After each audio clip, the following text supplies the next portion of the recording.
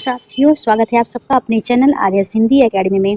आज की क्लास रहेगी वर्ड विचार पर। वर्ड विचार की ये तीसरी क्लास है। इसके पहले 80 प्रश्न हो चुके हैं। तो चलिए क्लास को शुरू करते हैं। प्रश्न संख्या 81। कौन सा वर्ड घोष नहीं है?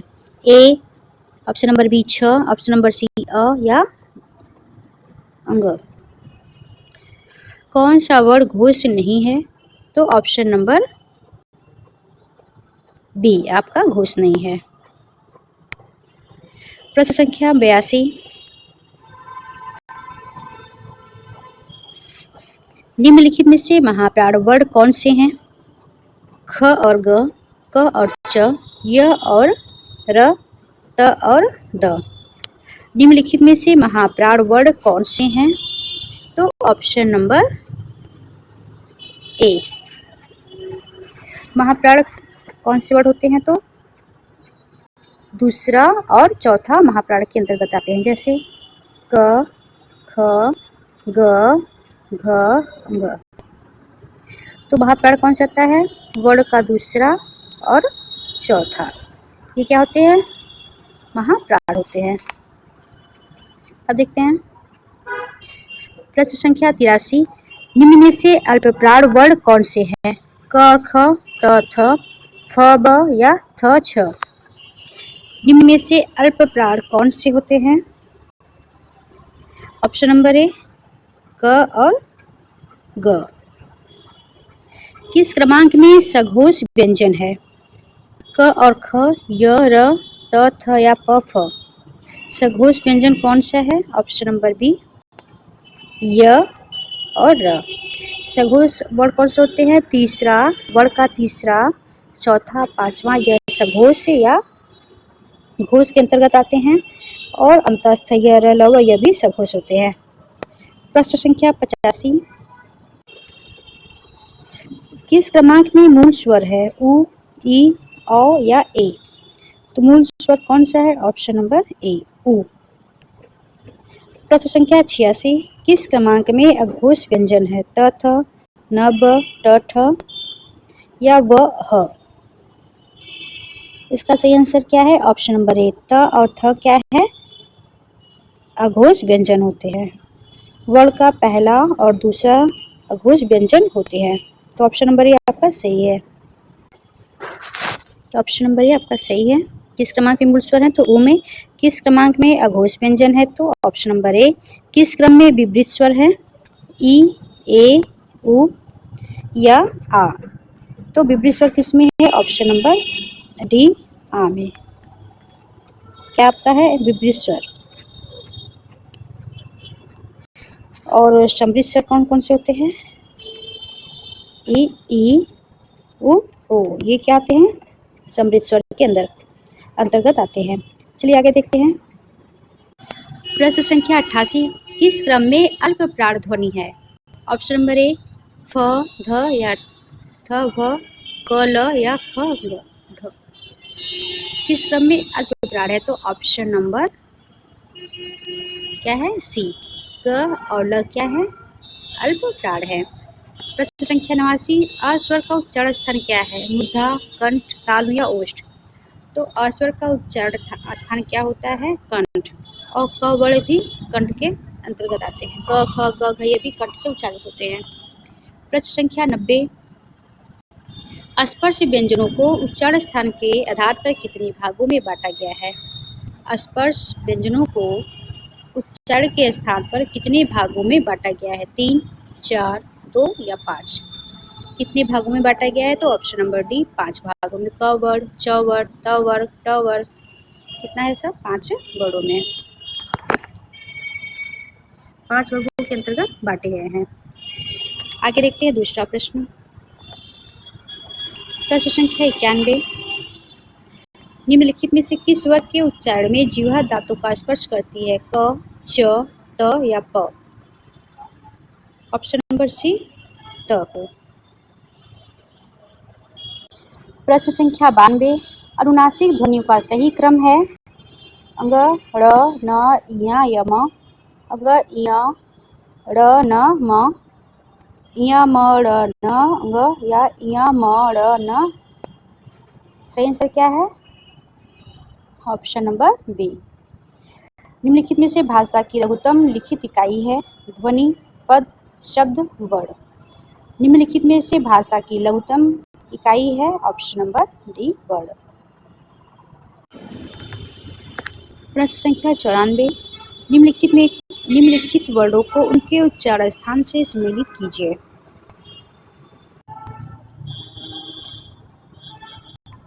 क का कन, क, त, न, श, या इधर दंत, तालु, कंठ और नासिका। तो क का उच्चारण कहाँ से होता है? तो ऑप्शन नंबर ए, सी, कंठ से। त का किससे होता है? त का आपका होता है दंत से होता है। न का किससे होता है? श का क्या होता है?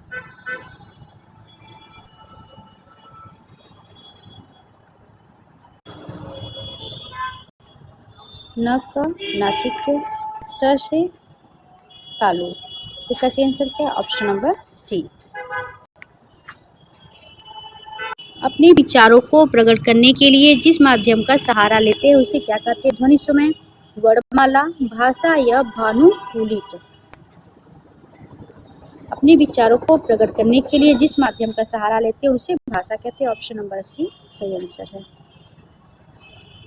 प्रश्न संख्या 96। निम्नलिखित शब्दों में से शब्दकोश में पहले कौन सा शब्द आएगा?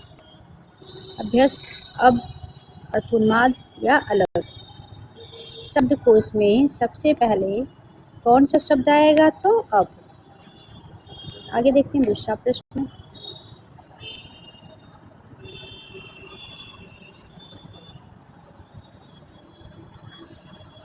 निम्नलिखित में से शब्दकोश क्रम से सही है? सफल, कठिन, काम, सभी, सुमित, अहंकार, ईमानदारी, नम्रता, विपत्ति, आदर, उदारता, प्रिय। शब्दकोश से क्रम में कौन सा सही है? तो ईमानदारी। शब्दकोश क्रम की दृष्टि से निम्नलिखित शब्द सही व्यवस्थित है? कौन सा है? अपर और कालिदास, गलत, मापदंड, पाददेश, सपाद, लक्ष्य, सूखी और अलकनंदा। इसका सही आंसर है ऑप्शन नंबर ए। प्रश्न संख्या 99। कठिन शब्द में रेखांकित व्यंजन प्रयत्न के आधार पर भेद हैं? घोष, महाप्राण, अघोष या संघर्षी। कठिन शब्द में रेखांकित व्यंजन प्रयत्न के आधार पर भेद है? अघोष। प्रश्न संख्या 100। निम्न में से हिंदी में अल्प प्राण महाप्राण का जोड़ा नहीं है? क और ख, क और य, ज और झ, ल और य। तो इसमें अल्प प्राण और महाप्राण का जोड़ा नहीं है, तो ऑप्शन नंबर डी। प्रश्न संख्या 101। एक ध्वनि या एकाधिक ध्वनियों की इकाई को जिसका उच्चारण एक झटके में होता है क्या कहते हैं? मात्रा, शब्द, अक्षर या वाक्य। एक ध्वनि या एकाधिक ध्वनियों की इकाई को जिसका उच्चारण एक झटके में होता है उसे क्या कहते हैं? ऑप्शन नंबर ए, मात्रा कहते हैं। ध्वनियों के मेल से बने सार्थक समुदाय को क्या कहते हैं? तो अक्षर कहते हैं। क्या कहते हैं? अक्षर कहते हैं। ध्वनियों के मेल से बने सार्थक शब्द समुदाय को क्या कहते हैं? तो अक्षर कहते हैं। आगे देखते हैं प्रश्न संख्या 100।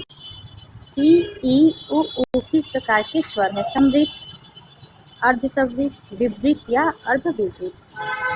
ई किस प्रकार के स्वर हैं? तो समृद्ध। और विवृत में क्या आते हैं? आ। अर्धसमृद्ध में ए और ओ आते हैं। आगे देखते हैं प्रश्न संख्या 104। उच्चारण स्थान की दृष्टि से कौन सा विकल्प शुद्ध है? सदंत्य, सतालव्य, च कंठ, स मूर्धन्य। तो सही क्या है? स। ऑप्शन नंबर स का उच्चारण कहाँ से होता है? दंत से। श का ये मूर्धन्य से होता है। ये श किससे होता है? तालव्य श है। आगे देखते हैं प्रश्न संख्या 105। निम्नलिखित में से कौन सा कथन अशुद्ध है?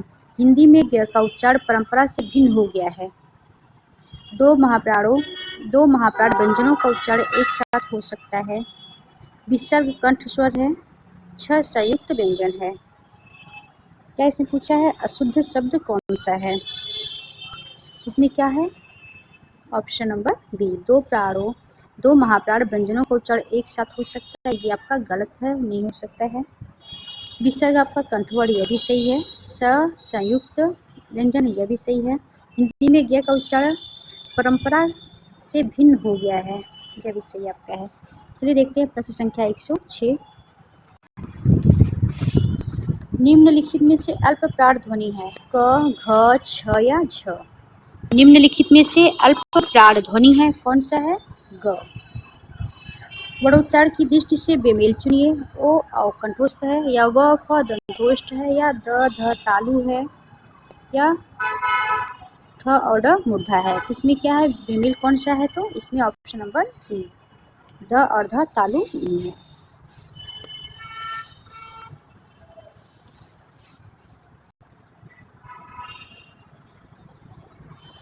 प्रश्न संख्या 108। अल्प प्राण के विषय में सही कथन।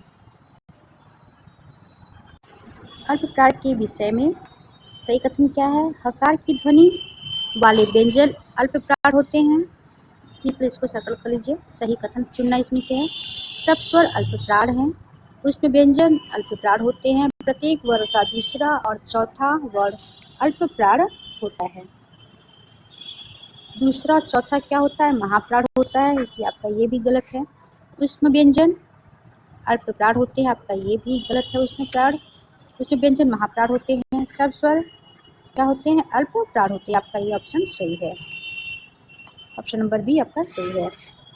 प्रश्न संख्या 109। दांत और जीभ के स्पर्श से बोले जाने वाले वर्णों को क्या कहते हैं?